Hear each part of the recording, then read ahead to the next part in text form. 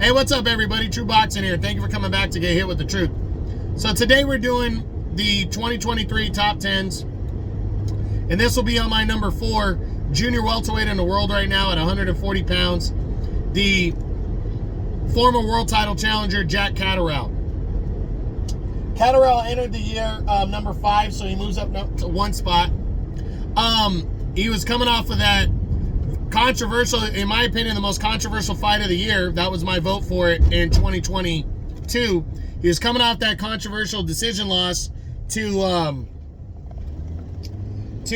undisputed champion Josh Taylor, and all year he waited around for a rematch because it looked like the rematch was going to happen. Taylor even gave up all his belts to be able to rematch Catterall, and then the fight didn't happen. So very disappointing turn of events right there for Catterall, as it never happened for him.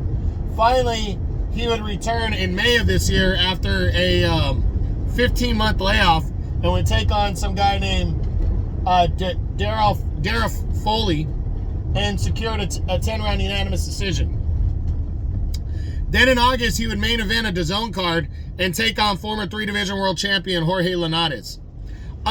He would hurt Linares and put him down, and it seemed like all he had to do was put his foot on the gas pedal, and he could have stopped Jorge Linares at any moment, and he just stayed back and boxed, and he secured a convincing unanimous decision. But I was unimpressed because, at 140 especially, Linares at his age too is there to be knocked out, and Catterall didn't really seem to go for it.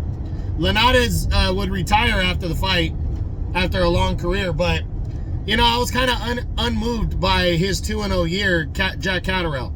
Not all his fault. He thought he was going to get Regis Prograis. Prograis went in a different direction.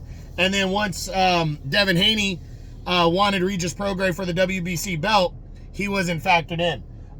His highest rankings are, he's the WBC and the IBF's number 4 ranked contender right now. So in terms of, can he get a title shot this year? I don't know. He's got a solid name, and I would hope one of these guys would take a chance on him. But Devin Haney, the WBC champ, he's probably fighting Ryan Garcia in the first half of the year. I don't think he's going to look at Catterall at all this year.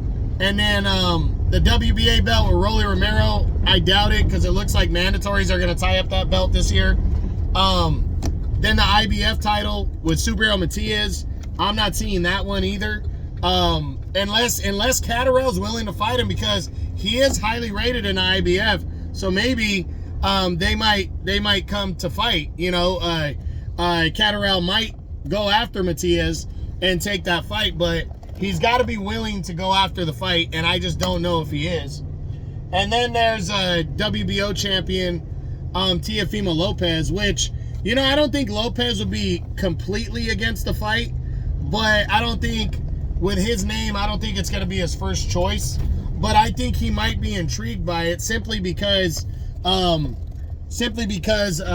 the way he looked against Josh Taylor, who Lopez came and defeated as well. So it's, you know, I'm kind of up in the air about that one. But in terms of getting, he might have to secure some kind of a final eliminator to get a title shot, and that's where it stands with Catterall this year. I hope he can get somebody to want to fight him, because it seems like nobody's willing, and it's disappointing because he deserves it.